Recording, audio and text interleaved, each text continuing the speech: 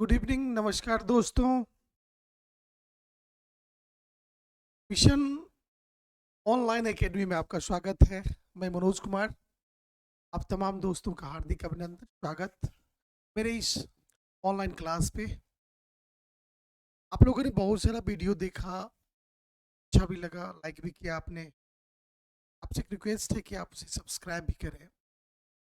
कि भी हाँ, कमी रह गई है, पूरा करने की कोशिश करूँगा।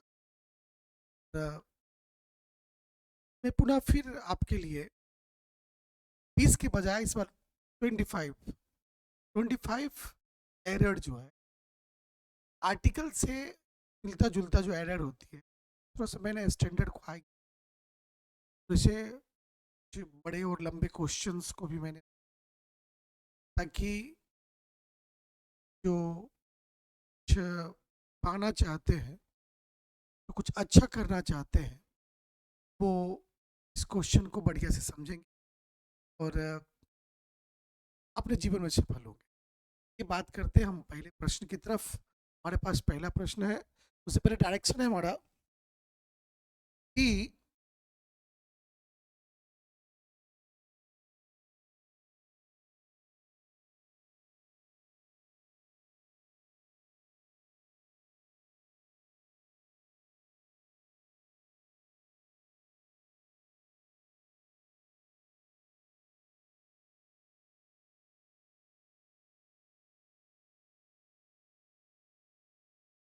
डायरेक्शन है, find out the part which has an error in the following sentence। जो हमारा ये कुछ सेंटेंस दिया हुआ है, इसके किसी एक हिस्से में कोई एरर है, कोई गलती है, और मुझे उसे खोजना है कि किस पार्ट में ये गलती है। जैसे Ravi prefers self Ravi prefers self employment to job in my office. This is part A, this is part two, this is part three, I mean C. In my office is part D. But हम ये देखते हैं यहाँ पे कि Ravi prefers self employment to job in my office. यहाँ पे job एक singular countable noun, singular countable है। जॉब एक सिंगुलर सिंगुलर काउंटेबल नाउन है, सिंगुलर काउंटेबल नाउन है। और सिंगुलर काउंटेबल नाउन दोस्तों हमेशा अपने साथ आर्टिकल ए या एल लेता है। तो हम देख रहे हैं कि इस वर्ड का पहला लेटर जो है वो कॉन्सोनेंट है, कॉन्सोनेंट है। तो you will write here only A, ताकि एल लिखेंगे तो ए, बिकॉज इसका पहला लेटर कॉन्सोनेंट है। तो मेरा एरर पार्ट हो गया दोस्तों, पार्ट सी, क्योंकि जॉब एक सिंगुलर काउंटेबल नाउन है और एक सिंगुलर काउंटेबल नाउन हमेशा ए और ए या एन को लेता है। तो चलते हम दूसरे प्रश्न की तरफ। उम्मीद करते हैं आपको ये प्रश्न बढ़िया समझ में आ गया होगा और हम अगले प्रश्न की तरफ। Question number two, question number two, this is here now. Question number two here,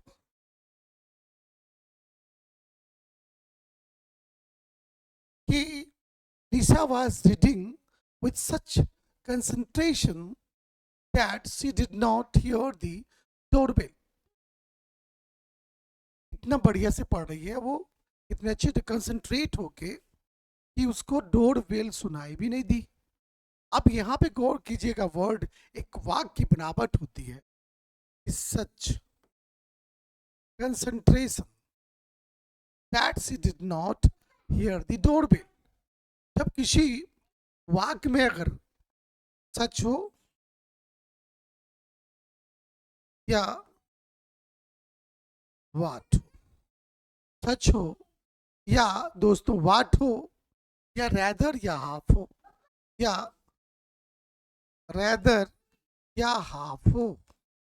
ऐसी स्थिति में अगर इसके बाद अगर कोई नाउन है और वह सिंगुलर है, तो हम उस सच के बाद प्रयोग होने वाले नाउन के पहले हम ए या एन का प्रयोग करते हैं। तो हमारा यहाँ पे एरर पार्ट हो जाएगा बी, और कंसंट्रेशन अपने पहले ए का प्रयोग करेगा।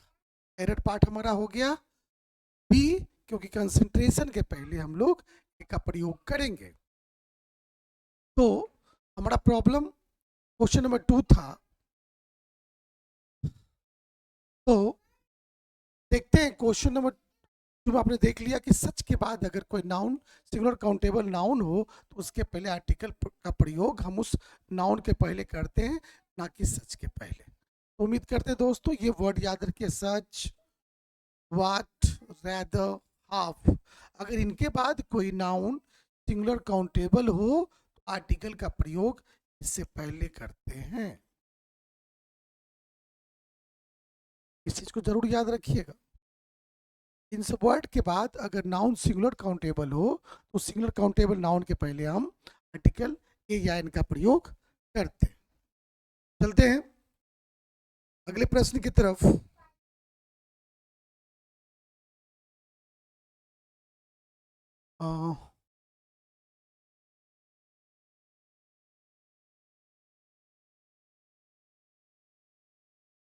आते हैं अगले प्रश्न की तरफ। अगला प्रश्न है मेरा कि what sort of the people are they who always fight for worthless matter? किस तरह के लोग होते हैं कि वे लोग छोटी छोटी बात की लड़ाई करते हैं, बिना मतलब की लड़ाई करते हैं। तो पीपुल याद रखिए बाबू, ये पीपुल नाउन है, काउंटेबल है, लेकिन याद रखिए ये जो पीपुल है ये हमेशा प्लुरल होता है। और प्लुरल, अगर प्लुरल के पहले हम अगर आर्टिकल दी का प्रयोग करें तो ये खास हो जाता है। लेकिन वाक्य के मतलब से, वह वाक्य अर्थ से पता चलता है कि पीपुल पूरे जाति का बोध कर रहा है और पीपुल नाउन है। तो याद रखिए अगर कोई वर्ड प्लुरल हो और उसके पहले दी का प्रयोग किया गया हो तो पूरे जाति का बोध नहीं करके खास व्यक्ति का बोध करता है। लेकिन यहाँ अर्थ से पता चलता है कि ये पीपुल पूरे जाति का बोध करता है, तो पूरे जाति का बोध करने के लिए हम डायरेक्ट प्लुरल का प्रयोग करते हैं, या दी प्लस सिंगुलर नाउन का प्रयोग करते हैं, या ए प्लस सिंगुलर नाउन का प्रयोग करते हैं। ए प्लस सिंगुलर नाउन का प्रयोग करते हैं। ये तीनों जो है रूप, ये तीन रूप में हम पूरे जाति का बोध करते हैं। पूरे जाति का बोध करें तीनों रूल का प्रयोग कर सकते हैं। लेकिन दी और उसके बाद प्लुरल हो, ऐसे कंडीशन में वो पूरे खास किसी पार्टिकुलर की बात करता है, किसी खास वस्तु या व्यक्ति की बात करता है। तो दोस्तों ध्यान रखिएगा कि ये पीपुल पूरे जाति का बोध कर रहा है, लेकिन प्लुरल होने के नाते इसके पहले आर्टिकल दी का प्रयोग हम नहीं करेंगे। एरर पार्ट हो जाएगा मेरा बी। उम्मीद करते हैं दोस्तों आप इसको समझ गए होंगे। चलते अगले प्रश्न की तरफ। अगला प्रश्न है मेरा question number 3, 4। I have completed question number 3 and ये क्वेश्चन नंबर 4। क्वेश्चन नंबर 4 कहता है she told that not make a noise. एक छोटी सी प्रिंटिंग मिस्टेक है, नोट के बाद टू का प्रयोग होगा। नोट टू, ये इनडायरेक्ट नरेशन में है। इंपरेटिव सेंटेंस का इनडायरेक्ट नरेशन, ऐसे स्थिति में नॉट टू का प्रयोग होता है। लेकिन यहाँ आप देखिएगा ये मेक और नॉइज कुछ ऐसे आइटम्स होते हैं, कुछ ऐसे शब्द होते हैं जो अपने साथ हमेशा आर्टिकल दी का प्रयोग करता है। तो ऐसे वर्ड में ये आता है आइटम्स में कि मेक ए नॉइज। कुछ ऐसे शब्द होते हैं जो अपने साथ हमेशा आर्टिकल लेके चलते हैं, जैसे इन ए हरी, गो फॉर ए वॉक, उसी प्रकार मेक ए नॉइज हमेशा शोर करने के लिए ये पूरे वर्ड का इस्तेमाल करते हैं, ना कि मेक नॉइज का। तो उसके बीच में आर्टिकल का प्रयोग होगा, तो हमारा एरर पार्ट हो जाएगा सी या डी, इससे पहले ए नॉइज या मेक के बाद ए नॉइज। देख सकते हैं दोस्तों, तो हमारा यहाँ पे एरर पार्ट हो गया मेक ए नॉइज। समझ गए होंगे, कुछ ऐसे वर्ड्स होते हैं जो अपने साथ हमेशा आर्टिकल लेके चलते हैं, और ऐसी स्थिति में हम मेक के बाद ए का प्रयोग करेंगे या नॉइज से पहले ए का प्रयोग करेंगे, तो पूरा हो जाए मेक ए नॉइज। इसका मतलब हुआ शोर करना, मेक नॉइज नहीं, मेक ए नॉइज। चलते दोस्त आगे बढ़ते हैं तो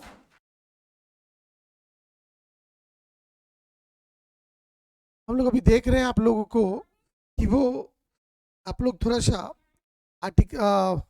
वीडियो तो देखते हैं, सब्सक्राइब नहीं कर रहे हैं। अगर मेरा वीडियो अच्छा लगे तो सब्सक्राइब भी करें, लाइक भी करें, और बेल आइकन तो जरूर दबाएं। तो अभी तो मैं शुरू ही किया हूँ, तीसरा चौथा वीडियो ही है मेरा। ऐसे कंडीशन में अभी मैं बना ही रहा हूँ, अभी समझने और समझाने की कोशिश ही कर रहा हूँ। देखते हैं, आपको बेहतर वीडियो भेजूंगा, बहुत अच्छे से अच्छे ढंग से समझा करके आपको वीडियो भेजूंगा। आइए हम नए प्रश्न की तरफ से। Question number 5, he is the best artist of the time but unfortunately least recognised. Least recognise, आप यहाँ पे देखिए लिस्ट, LEAST, पता है क्या है? यह एक ऐसा वर्ड है जो superlative degree, superlative degree, superlative degree. और सुपरलेटिव डिग्री दोस्तों जानते हैं अपने साथ आर्टिकल दी लेता है, लेकिन है किसका ये सुपरलेटिव डिग्री? तो इसका होता है little, less and list, little, less and list. तो ये हो गया पॉजिटिव, ये कंपैरेटिव, और ये सुपरलेटिव। तो सुपरलेटिव डिग्री के पहले हमेशा डी का प्रयोग करते हैं, और यहाँ पे हम देख रहे हैं कि सुपरलेटिव डिग्री के पहले डी का प्रयोग नहीं है, यानी एरर इज पार्ट डी, यानी कि लिस्ट अपने पहले आर्टिकल डी का प्रयोग करेगा, क्योंकि लिस्ट एक सुपरलेटिव डिग्री है। आइए आगे बढ़ते हैं हम लोग नए क्वेश्चन की तरफ, और अगला क्वेश्चन है मेरा question number 6। Question number 6, question number 6 में है, क्वेश्चन नंबर 6,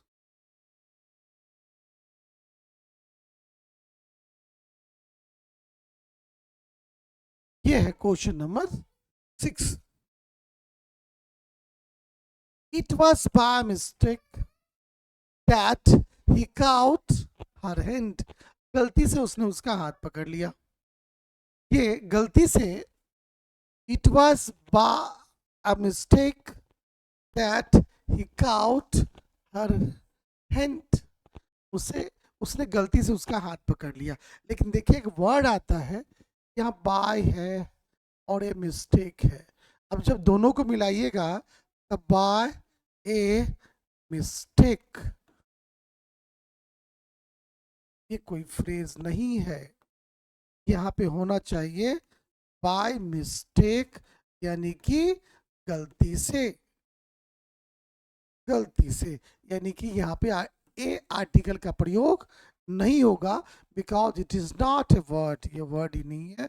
वर्ड होगा it was by mistake that he cout her hand, तो बाय मिस्टेक होगा, न कि बाय मिस्टेक होगा।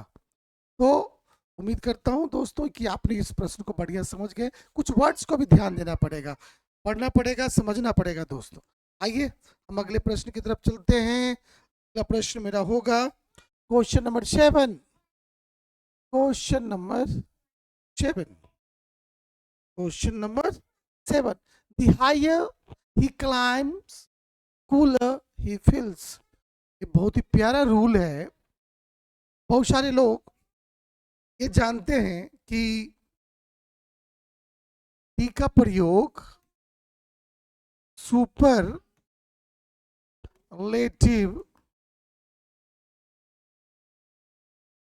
डिग्री के पहले करते हैं, लेकिन एक ऐसा भी कंडीशन है, कंपैरेटिव डिग्री भी अपने साथ आर्टिकल दी लेता है।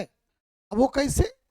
जब दोनों चीज बराबर हो, जो कंपेयर किया जा रहा है जिसका वो दोनों बराबर चल रहा हो, जब कंपेयर इक्वल हो, एक जैसा हो, तो ऐसे कंडीशन में दोनों एडजेक्टिव के पहले आर्टिकल दी का प्रयोग करते हैं।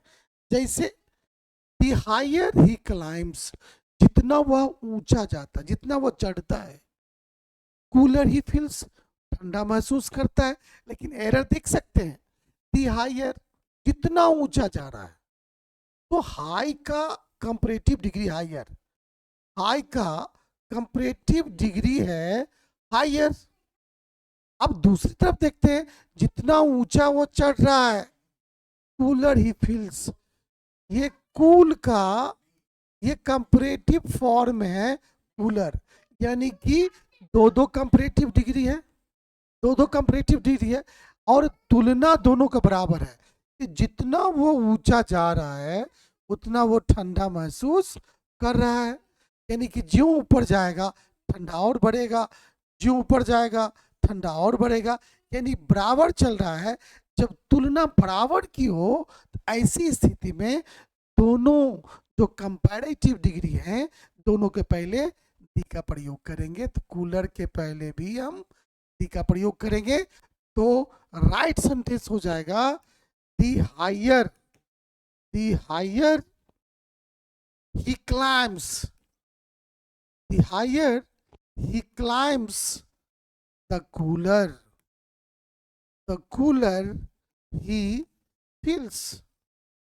जितना वो ऊपर चढ़ता है उतना ठंडा महसूस करता है। यानी कंपेयर दोनों बराबर चल रहा है। तो कंपैरेटिव डिग्री का एक रूल्स है, एक रूल है कि जब कंपेयर दोनों बराबर हो, जब तुलना दोनों की तरफ बराबर हो, तो ऐसी स्थिति में दोनों के पहले कंपैरेटिव डिग्री के पहले आर्टिकल का प्रयोग करते हैं। तो मैं उम्मीद करता हूं दोस्तों कि आप ये प्रश्न ये रूल्स को बढ़िया समझ गए होंगे। चलते अगले प्रश्न की तरफ, पहले हम मिटा दें इसको, अगले प्रश्न की तरफ चलते हैं। अगला प्रश्न है question number 8। Question number 8, question number 8 में कहता है I have no money to buy motor car.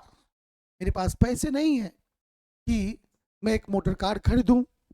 अब देखिए यहाँ पे I have no money to buy motor car. अब यहाँ देख सकते हैं कहीं ना कहीं नाउन है, हमारे पास नाउन है, मनी भी है, नाउन है, नाउन है, बट अनकाउंटेबल है इसलिए इसके पहले आर्टिकल नहीं लगा। लेकिन यह एक मोटर कार है, मोटर कार यह सिंगुलर है, और सिंगुलर के साथ साथ यह एक नाउन है। और देखिए, और इसकी जब नाउन सिंगुलर हो और मोटर कार को हम काउंटेबल मानते हैं, यानी इसको गिनती भी कर सकते हैं। जब नाउन मेरा सिंगुलर और काउंटेबल हो तो बिना आर्टिकल का यानी ए या एन का, दैट इज एरर। तो ऐसी स्थिति में एरर हो जाएगा, तो हम यहाँ पे लगाएंगे ए मोटर कार, क्योंकि ये नाउन सिंगुलर भी है, काउंटेबल भी है, और इसका पहला लेटर कॉन्सोनेंट्स है, इसलिए इसके साथ हम लगाएंगे ए, यानी कि I have no money to buy a motor car. ये थोड़ा आसान सा क्वेश्चन था, सभी लोग हमसे पहले बना लिए होंगे एरर किस पार्ट में है। तो चलते हैं अगले प्रश्न की तरफ। अगला प्रश्न है मेरा क्वेश्चन नंबर 9। क्वेश्चन नंबर 9 की तरफ चलते हैं। I play violin but not the piano. मैं वायलिन बजाता हूँ, पियानो नहीं। अब देखिए यहाँ पे अब पियानो, पियानो ये एक म्यूजिकल इंस्ट्रूमेंट है, म्यूजिकल इंस्ट्रूमेंट है, म्यूजिकल इंस्ट्रूमेंट। लेकिन ये एक म्यूजिकल इंस्ट्रूमेंट है, तो ये अपने पहले आर्टिकल दे लिया। लेकिन गौर कीजिए कि एक और वर्ड है, एक और वर्ड है जो वो भी खुद एक म्यूजिकल इंस्ट्रूमेंट है, लेकिन इसके पहले आर्टिकल दी नहीं है। यहाँ से भी हम देख के हम दिमाग लगा सकते हैं, सोच सकते हैं, पियानो अपने पहले आर्टिकल दी लिया, वायलिन क्यों नहीं लिया। तो यही तो एरर है कि पियानो कोई म्यूजिकल इंस्ट्रूमेंट हो, अपने पहले आर्टिकल दी लेता है, तो वायलिन भी एक म्यूजिकल इंस्ट्रूमेंट है, इसलिए अपने पहले आर्टिकल दी लेगा। तो एरर इज पार्ट बी। और क्यों? क्योंकि म्यूजिकल इंस्ट्रूमेंट के पहले आर्टिकल दी का प्रयोग करते। चलते अगले प्रश्न की तरफ। पहले हम इसे मिटा दें, डिलीट कर दें। और अगला प्रश्न क्वेश्चन नंबर 10।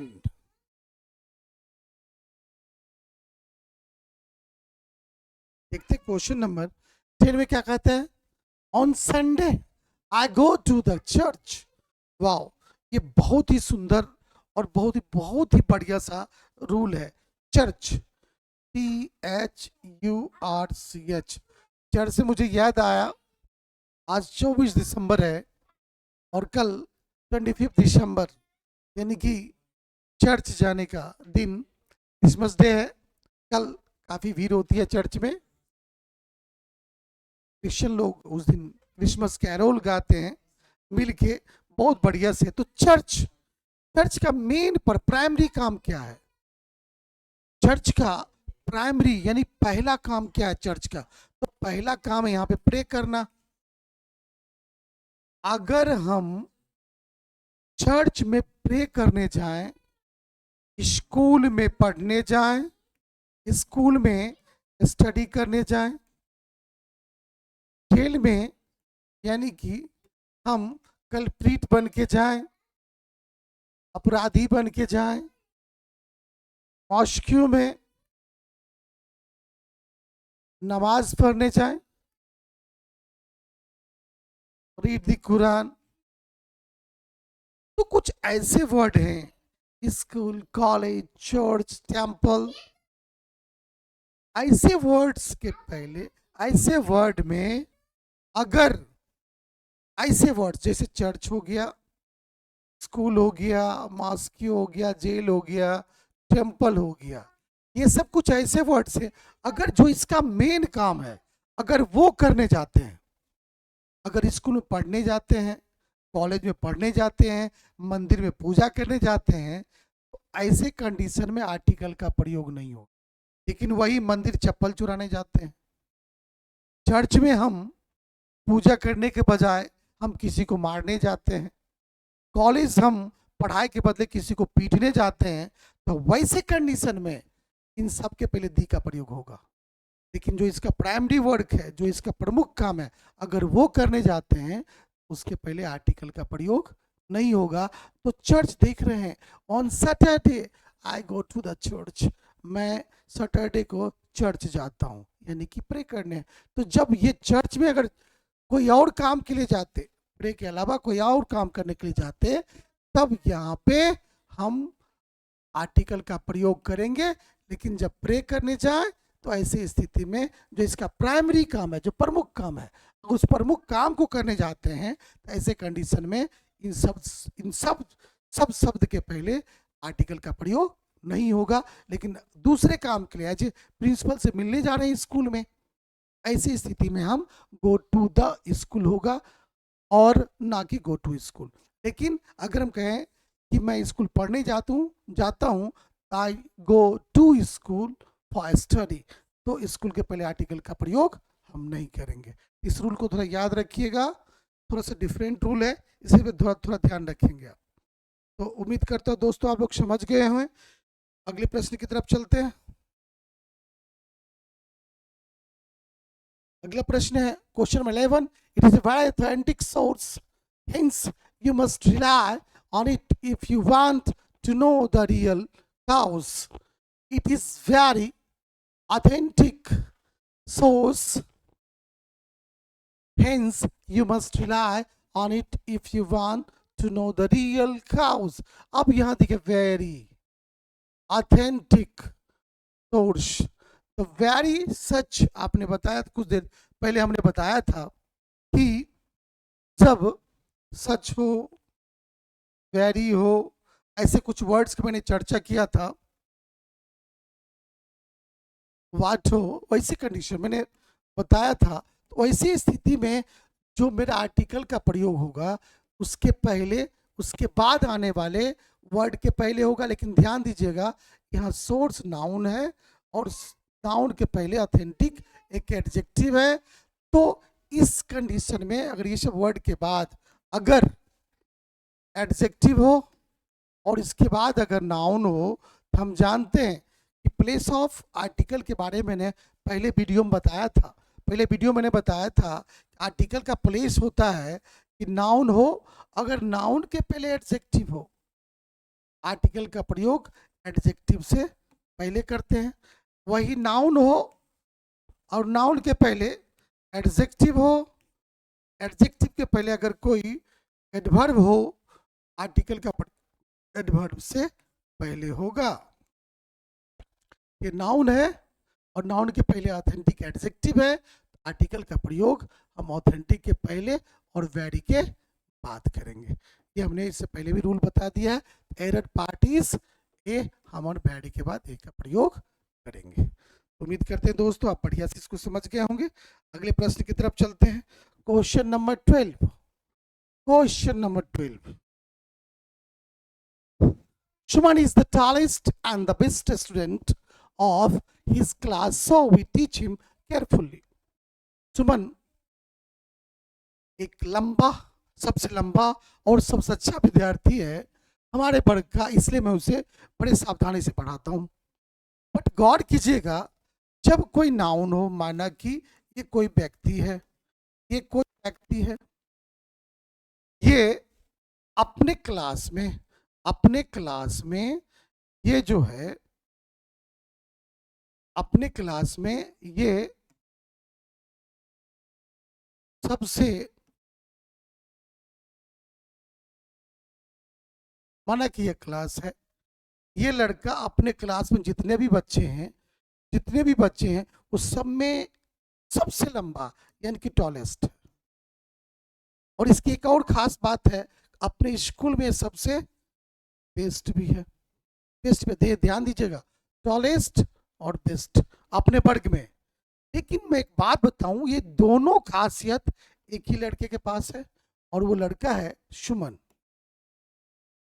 जब कोई दो क्वालिटी, जब किसी दो सुपरलेटिव डिग्री का प्रयोग हो किसी एक व्यक्ति के लिए, तो सिर्फ और सिर्फ पहले एडजेक्टिव पहले दी का प्रयोग करेंगे। लेकिन यहाँ पे दो एडजेक्टिव, दी टॉलेस्ट भी है और दी बेस्ट भी है, तो सिर्फ पहले के पहले हम आर्टिकल का प्रयोग करेंगे और दूसरे के पहले आर्टिकल का प्रयोग नहीं करेंगे।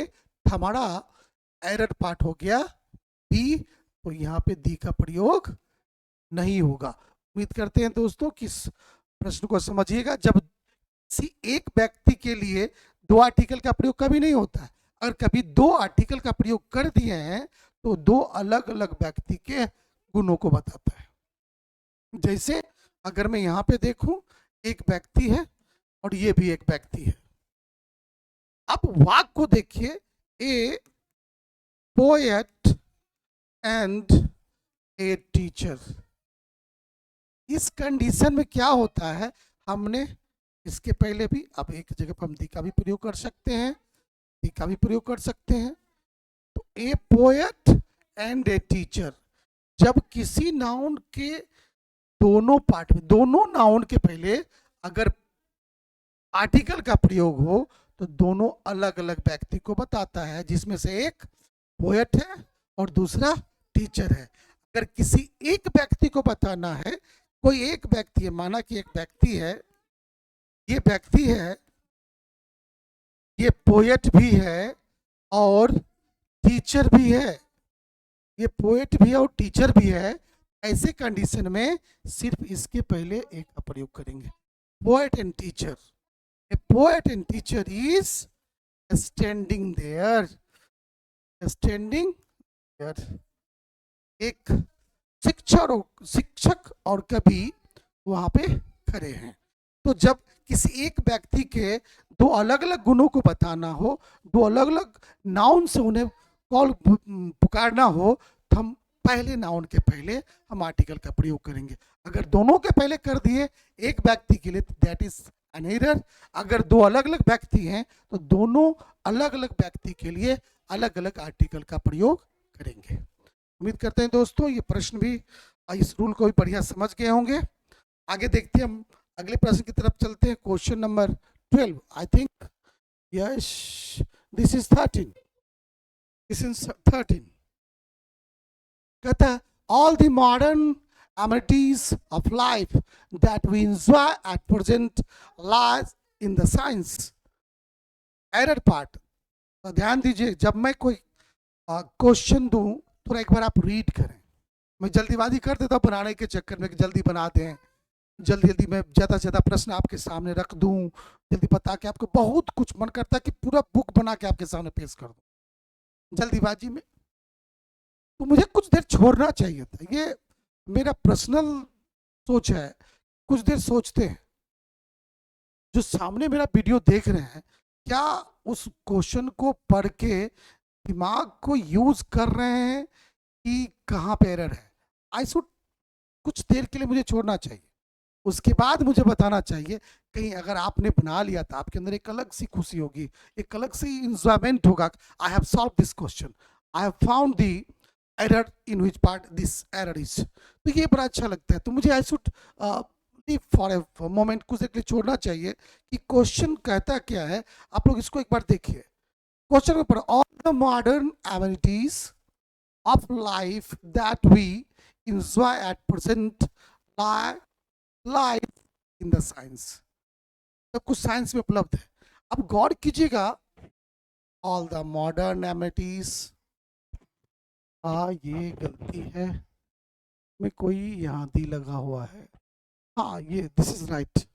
Of life that we enjoy at present, जो मैं ऑफ लाइफ दैट वी, जीवन में दैट वी हम लोग इंजॉय एट प्रेजेंट, इसमें तो कोई आर्टिकल है ही नहीं।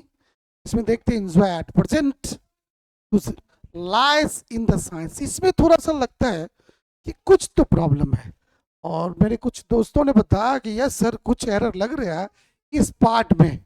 हाँ सर बिल्कुल, ये science this is a subject, बिल्कुल सही।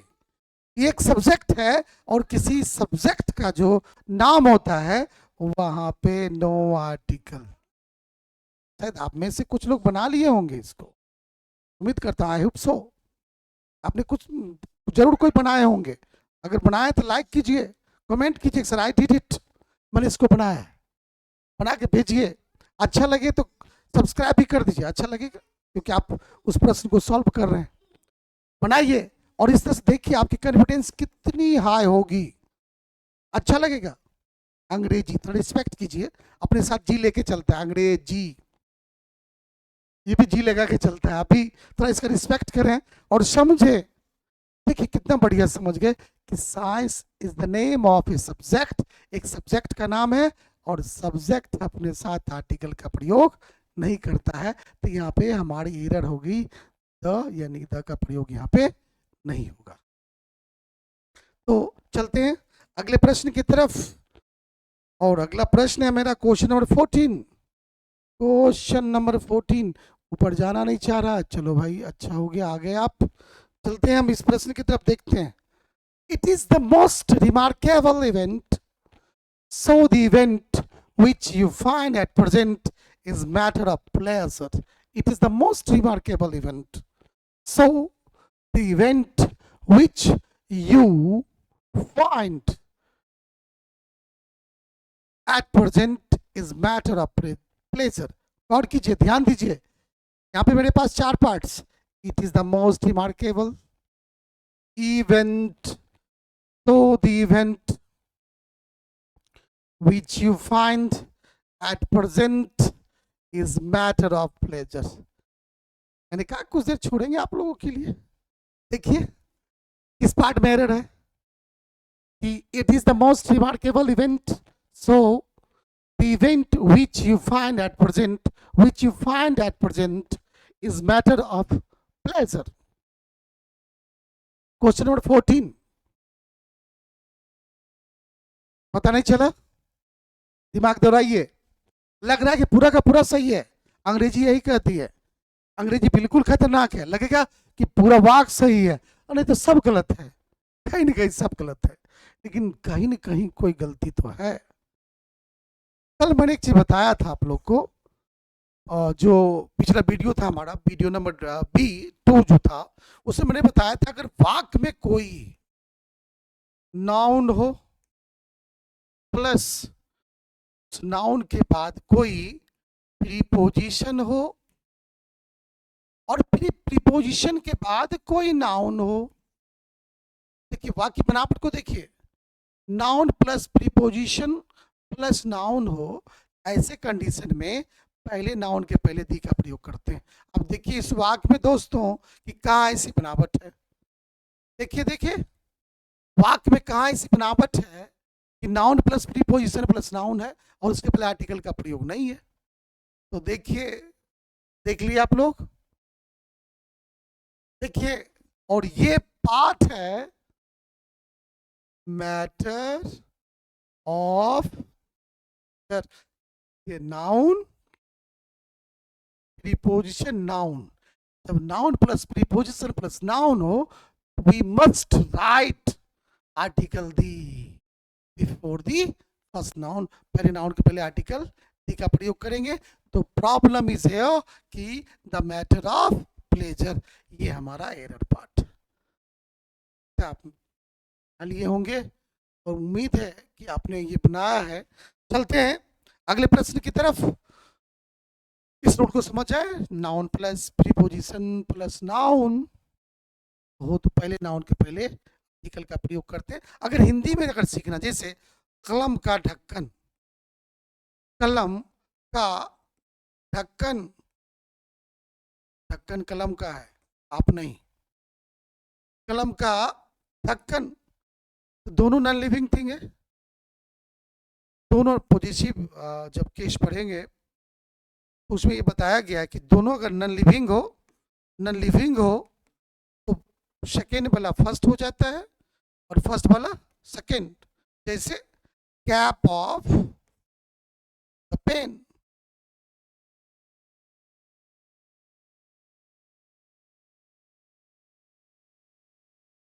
चलिए देखते हैं. कैप ऑफ पेन, खास पेन की बात हो रही है. इसी स्थिति में देखिए ये नाउन है, फिर पोजीशन है, फिर नाउन है. ऐसी स्थिति में देखिए एरर कहाँ पर आ जाएगा, यहाँ पे हम लगाएंगे.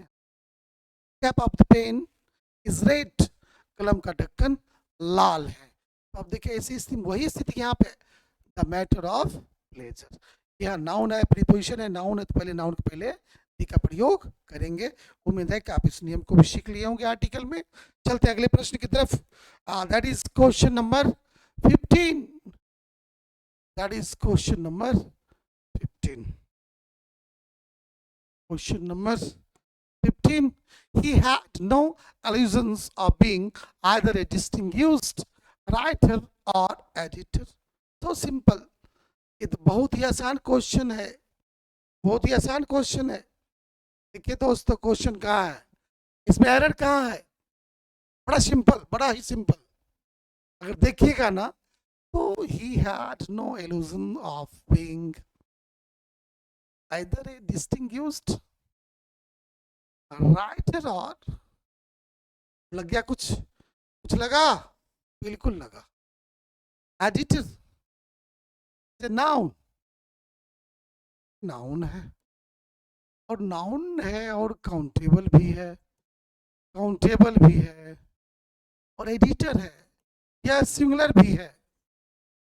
दोस्तों जब नाउन सिंगुलर हो, काउंटेबल हो उसके पहले आर्टिकल तो लगता लगा हुआ है, लेकिन प्रॉब्लम क्या है, इसकी शुरुआत ई से है, यानी वॉवेल से।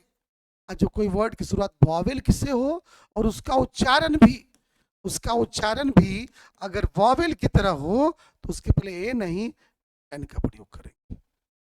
ये दोस्त, मुझे लगा कि आपने बनाया है इसको, ये सिंपल था, बहुत साधारण क्वेश्चन था।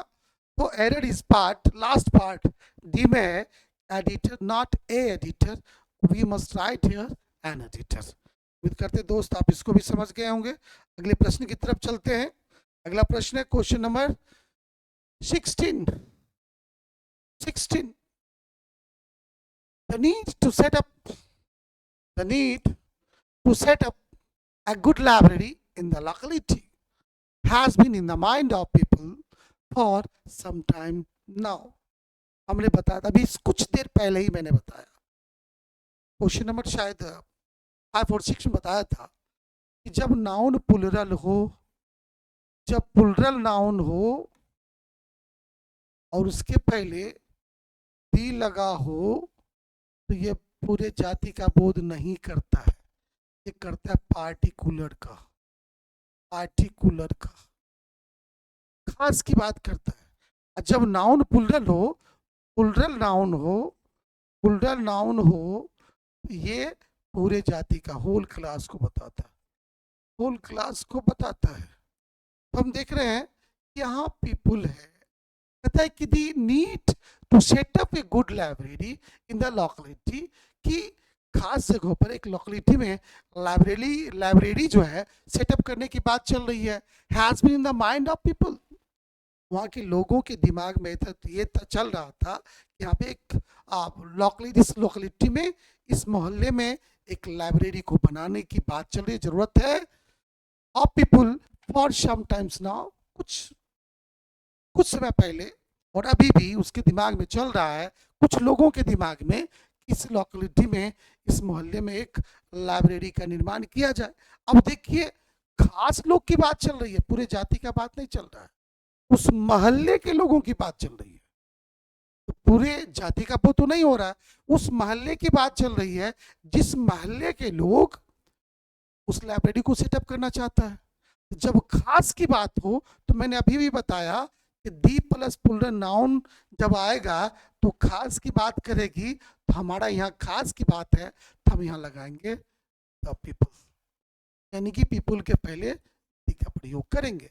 पुनः एक बार बता दूं, रिमाइंड कर दूं आपको, अगर पूरे जाति का बोध करना हो तो प्लुरल नाउन के पहले आर्टिकल का प्रयोग नहीं करेंगे। अगर पूरे जाति का प्रयोग करना है तो हम लोग a plus singular countable noun, the plus singular countable noun या प्लुरल नाउन का प्रयोग करते हैं। आइए, तो यहाँ दी प्लस पीपल का प्रयोग इसलिए किए क्योंकि उस मोहल्ले के खास लोगों की यहाँ पे बात हो रही है। चलिए बात करते हैं अगले प्रश्न की तरफ। अगला क्वेश्चन है 17 है, on such a dreadful night, such dreadful night, a dreadful night, round कर दिया मैंने, अब पढ़ सकते हैं इसमें क्या एरर है। on one such dreadful night he did not go out, rather slept inside। तो ऐसी स्थिति में बताइए दोस्तों कौन सा एरर है, ध्यान दीजिए, देखिए इसको, अब ध्यान दीजिएगा। बताओ मैंने सच की बात किया, सच, बट ऐसे वर्ड्स जो होते हैं ना, अगर अपने बाद एडजेक्टिव लिया के बाद नाउन लिया, ऐसे कंडीशन में हम इस एडजेक्टिव के पहले आर्टिकल का प्रयोग करेंगे। तो one such A dreadful night he did not go out, rather slept inside. तो हमारा प्रॉब्लम हो गई इस ड्रेडफुल के पहले लोग ए करते हैं दोस्तों। ये मैंने रूल से पहले भी बताया, यहाँ पे एरर है, उम्मीद करते हैं दोस्तों आपको ये समझ में आ रही होगी। अगला प्रश्न की तरफ चलते हैं। अगला प्रश्न 18।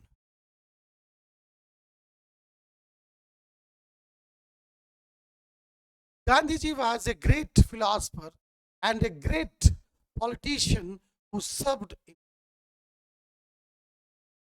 देखिए फिर वही एरर, कुछ देर पहले मैंने बताया था इसको। इनमें किसी एक व्यक्ति के लिए बात चल रही है, वो ग्रेट भी थे और बड़े फिलोसफर भी थे। ग्रेट ग्रेट फिलोसफर है, साथ ही साथ एक ग्रेट पॉलिटिशियन भी। ये दोनों चीज, ये देखिए, ये माना कि महात्मा गांधी, माना कि महात्मा, माना कि महात्मा, और महात्मा गांधी के पास बारे में दो बात बोला गया कि ग्रेट फिलोसफर, ग्रेट फिलोसफर, फिर लिखा हुआ है ग्रेट पॉलिटिशियन, ग्रेट पॉलिटिशियन, दो वर्ड दिया है। लेकिन किसके लिए यूज हुआ है? ये यूज हो रहा है सिर्फ और सिर्फ गांधी जी के, गांधी जी के लिए। जब किसी एक व्यक्ति के लिए दो क्वालिटी को बताया जा रहा, तो मैंने अभी कुछ देर पहले बताया कि सिर्फ एक के पहले आर्टिकल का प्रयोग करेंगे, दूसरे के पहले आर्टिकल का प्रयोग नहीं करेंगे। यानी कि Gandhi ji was a great philosopher, it is right, but not, यहाँ पे देखिएगा, एंड ए ग्रेट पॉलिटिशियन, ये ग्रेट पॉलिटिशियन नहीं होगा, यहाँ पे ए का प्रयोग नहीं होगा। कि गांधी जी के लिए दोनों प्रयोग किया गया, और एक व्यक्ति के लिए अगर अलग अलग नाउन से संबोधित किया जाए, अलग अलग एडजेक्टिव से संबोधित किया जाए, सिर्फ पहले नाउन या एडजेक्टिव पहले आर्टिकल का प्रयोग होगा, दूसरे के पहले नहीं होगा। करते दोस्तों ये समझ गए होंगे। चलते अगले प्रश्न की तरफ। क्वेश्चन नंबर 19, देखते हैं क्वेश्चन में क्या है। आई am not wealthy so I cannot afford to buy a expensive car। वाह, क्वेश्चन बहुत ही आसान। देखिए तो यहाँ पे एरर हो रही है, इस जगह पे प्रॉब्लम है। एक बार में लोग समझ जाएंगे, सिर्फ एक बार में समझ जाएंगे। देखिए, I am not wealthy, wealthy का मतलब अमीर, पैसे वाले। शो, इसलिए आई कैन नॉट एफोर्ड, मैं एफोर्ड नहीं कर सकता to buy a expensive car. अब देखिए, एक्सपेंसिव महंगी, महंगी दैट मीन्स एडजेक्टिव, ठीक। Car that is noun, noun हो, और ये नाउन कार यहाँ पे देखिए सिंगुलर है, प्लस क्या है, काउंटेबल भी है। सिंगुलर काउंटेबल के पहले आर्टिकल का प्रयोग करते हैं, ए या एन का, लेकिन उस नाउन के पहले एडजेक्टिव हो, उस एडजेक्टिव के पहले आर्टिकल का प्रयोग करते हैं। और यहाँ पे एडजेक्टिव है एक्सपेंसिव, जब उसका उच्चारण करते हैं एक्सपेंसिव, एक्सपेंसिव ए से शुरू हो रहा है, तो यहाँ पे जब कोई वॉवेल की तरह उच्चारण, तो उसके साथ हम एन का प्रयोग करते हैं, यहाँ पे ए का प्रयोग, यानी कि एरर पार्ट सी, यानी कि यहाँ पे एन एक्सपेंसिव कार का, समझ सकते हैं इसको, एन एक्सपेंसिव कार। तो इसका एरर हो गई पार्ट नंबर डी। चलते हैं अगले प्रश्न की तरफ। अगला प्रश्न हम क्वेश्चन नंबर 20, मैंने कहा था आज मोर देन 20 क्वेश्चन है, मोर देन 20 क्वेश्चन। चलिए इसकी बात करते हैं हम। इस क्वेश्चन की, Ramesh is a student whom we all expect to get more than 95% marks। Ramesh is a student whom, देख लीजिए है, मिल गया एरर? नहीं, खोजिए, एरर तो है। एरर है यहाँ पे। अब देखिएगा whom, whom, which, that, ये सब के सब एक रिलेटिव प्रोनाउन, रिलेटिव प्रोनाउन क्या है? Relative pronoun. जब रिलेटिव प्रोनाउन के पहले अगर कोई नाउन हो, इसके पहले अगर कोई नाउन हो, नाउन के पहले प्रयोग करते हैं, यानी कि एक रिलेटिव प्रोनाउन है और whom के पहले स्टूडेंट एक नाउन है, और इस नाउन के पहले हम एक के जगह पर हम करेंगे। Error is in part A के पार्ट में एरर है, और Ramesh is the student whom you all expect to get more than 95% marks. उम्मीद करते दोस्त आपको समझ में आ गया होगा। अगले प्रश्न की तरफ चलते, क्वेश्चन नंबर 21। क्वेश्चन नंबर 21,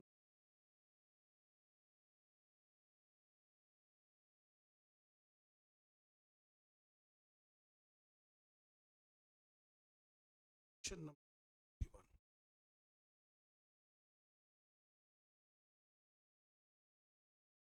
21 है, of the two boys one is more intelligent. वाह, ये अलग रूल है इसमें, अगर आप जानते होंगे तो इसमें चूज कीजिए कि of the two boys one is more intelligent. दो लड़कों में मोहन जो है ना ज्यादा तेज है। अब सोचिए अर्थ को, इसके मीनिंग को समझिए। ऑफ द टू, जब किसी वाक्य में ऑफ द टू हो और दोनों के बीच अगर कंपेयर हो, तुलना हो, कौन बढ़िया है, इसमें क्या खासियत है? जब सिर्फ दो के बीच चुनना हो, वैसी स्थिति में जिसको चुना गया है जो उससे कुछ ज्यादा, उससे बढ़िया है या उससे बुरा है, तो ऐसी स्थिति में उस एडजेक्टिव पहले दी का प्रयोग करते हैं। Of the two boys Mohan is the more intelligent. तो यहाँ पे मोर के पहले हम लोग दी का प्रयोग करेंगे, मोर इंटेलिजेंट। फिर से मैं इसको बता दूं कि अगर सिर्फ दो के बीच चुनना है कि कौन बेहतर हो, सिर्फ दो के बीच ऑफ द टू लिखा रहे, ऐसी स्थिति में हम उस कंपैरेटिव डिग्री के फॉर्म के पहले आर्टिकल दी का प्रयोग करते हैं, और उसका कंपैरेटिव फॉर्म है मोर इंटेलिजेंट। मोर इंटेलिजेंट के पहले हम आर्टिकल दी का प्रयोग। शाबाश, हम लोगों ने 21 क्वेश्चन सॉल्व कर दिया। आई थिंक आप लोग मजे ले रहे होंगे आर्टिकल का। जो भी मजा आ रहा है आप लोगों को कुछ बता करके। चलिए, दो तीन, अब मेरे पास 4 प्रश्न और है, 4 क्वेश्चन और है, तो बात करते हैं। He was first boy to do the work. वो पहला लड़का है था जिसने इस काम को किया, जिसने काम को किया। अब देखिए हमारा क्वेश्चन हमारे स्क्रीन पे है, देखिए इस पे कहां पे किस हिस्से में एरर है, खोज लिए? नहीं मिला? बता देते फिर नए रूल की तरफ। जब कोई ऑर्डिनल नंबर हो, ऑर्डिनल होता क्या है? First, second, third, this is ordinal number 1, this is cardinal number. जब कोई ऑर्डिनल नंबर हो, ऑर्डिनल नंबर हो, ऑर्डिनल नंबर के पहले हम लोग आर्टिकल दी का प्रयोग करते हैं। He was the first boy to do the work. He was the first boy to do the work. आप लोगों में से बहुत सारे बच्चे बना लिए होंगे उम्मीद करते हैं इस रूल को भी समझ गए होंगे। हम उम्मीद करते हैं आप बढ़िया से बढ़िया हमारे इस आर्टिकल को समझ रहे होंगे। हम बढ़ते आगे अगले क्वेश्चन की तरफ। Question number 23 two two three. Yes, this is about 23। साल भी 23। English are fond of sport. Fond of sports. Fond का मतलब दीवाना, पागलपन, किसी चीज का आशिक हो जाना, that is called fond. English are fond of sports. English हम जानते हैं, इंग्लिश का प्रयोग दो तरह से किया जाता है। One is for language.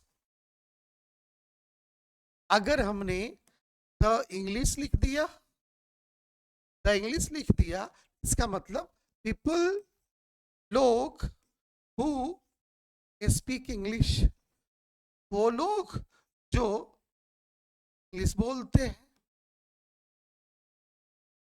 ऐसी स्थिति में ध्यान दीजिएगा कि जब कहता अंग्रेज लोग खेलों के दीवाने होते हैं, अंग्रेज लोग, अंग्रेजी बोलने वाले लोग, अगर सिर्फ इंग्लिश लिखेंगे तब हो जाएगा लैंग्वेज, ये लैंग्वेज हो जाएगा, इंग्लिश एक लैंग्वेज हो जाएगा। लेकिन अगर उसके पहले हम दी लगा दिए द इंग्लिश, द इंग्लिश, तो इंग्लिश बोलने वाले लोग यानी कि द इंग्लिश आर, जब ऐसी स्थिति में आ जाएगा, भर भी देखिएगा पुलरल होता है, भर भी पुलरल होता है। ध्यान दीजिएगा, यहाँ पे इंग्लिश भाषा के रूप में नहीं, बल्कि उन लोगों के बारे में बात हो रही है जो अंग्रेजी बोलते हैं। द इंग्लिश यानी कि अंग्रेजी बोलने वाले लोग जो होते हैं वो स्पोर्ट्स के दीवाने होते हैं। यहाँ पे हो जाएगा इंग्लिश। यहाँ पे इंग्लिश एक लैंग्वेज नहीं, यहाँ पे इंग्लिश का प्रयोग हो रहा है लोगों के लिए जो अंग्रेजी बोलते हैं। तो ऐसी स्थिति में अंग्रेजी बोलने वाले लोगों के लिए डी प्लस इंग्लिश का प्रयोग होगा। उम्मीद करते हैं अच्छा लगा होगा मेरा ये वीडियो। सब्सक्राइब करिए, जल्दी कीजिएगा subscribe. This is my humble request to you all, please. तो डिलीट बार बार कर रहा हूं। आइए अगले प्रश्न की तरफ देखें। 24 24 this is for question number 24.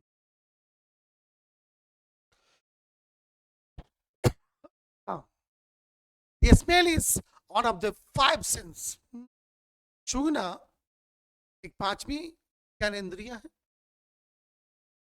सूंघना बात करते, the smell is,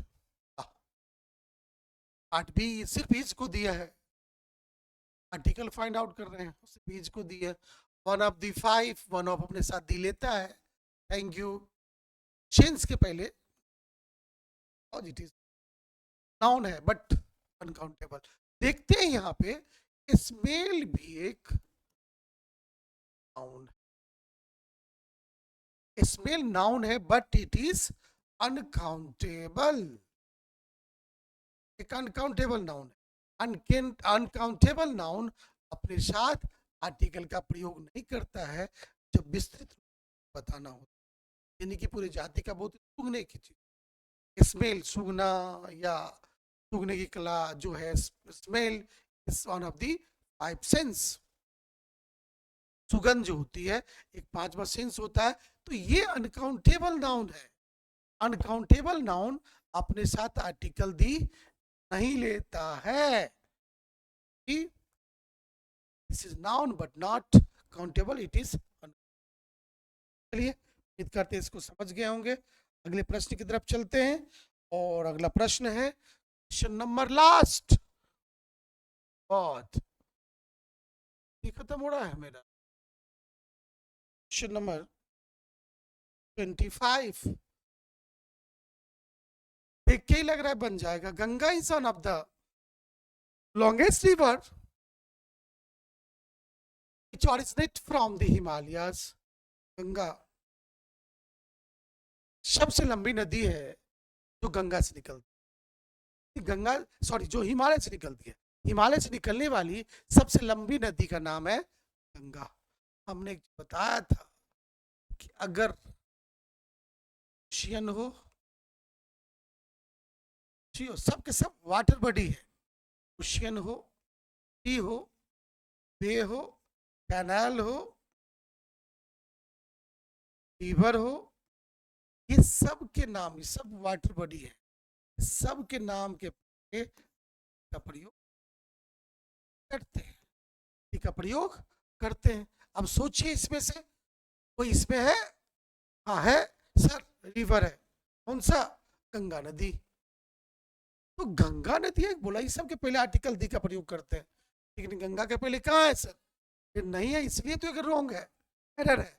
यानी होना चाहिए कि आई मीन कि किसी भी नदी के नाम के पहले आर्टिकल दी का प्रयोग करते हैं। आज मुझे बहुत मजा आया, आज 20 के बदले 25 क्वेश्चन को आपके बीच रखा। मुझे भी अच्छा लगा कि मैं आप लोगों को 25 समस्याओं को दूर कर दिया, मेरे कारण आपकी 25 समस्याएं दूर हो गई, आप समझ भी गए होंगे, अच्छा भी लगा होगा, और अच्छा तो जरूर लगा कि थोड़ा थोड़ा कर रहा हूँ, दिन पर दिन मेरा व्यूज बढ़ते जा रहा है, लाइक सब्सक्राइब भी बढ़ते जा रहा है, इससे लग रहा है आप लोग मुझे बहुत प्यार करते हैं। अगर ये प्यार को बरकरार रखना है, आपसे फिर हम्बल रिक्वेस्ट है, थोड़ा सब्सक्राइब और कर दें, लाइक भी करें, बेल आइकन तो दबाएं, और थोड़ा सा एक और रिक्वेस्ट है, अगर कहीं भी थोड़ी मोड़ी एरर होगी, कोई भी पढ़ाने में थोड़ी सी परेशानी हुई हो, तो जस्ट कमेंट करें, सर ये होता ऐसे वैसे होता, तब मैं निखर के आऊंगा तो फिर चमकूंगा। अभी थोड़ा सा मेरा रिफ्लेक्शन कमजोर है, चेहरा का कलर भी ब्लैक, रिफ्लेक्शन कम हो रहा है। जब आप मुझे प्यार दीजिएगा तो फिर चेहरा चमकेगा, तो रिफ्लेक्शन आप तक पहुंचेगा। तो इसी उम्मीद के साथ मैं फिर कल आऊंगा आपके साथ एक नए वीडियो के साथ, नए उमंग के साथ, पावर के साथ, स्टाइल के साथ। तब तक के लिए good night, love you all, thank you.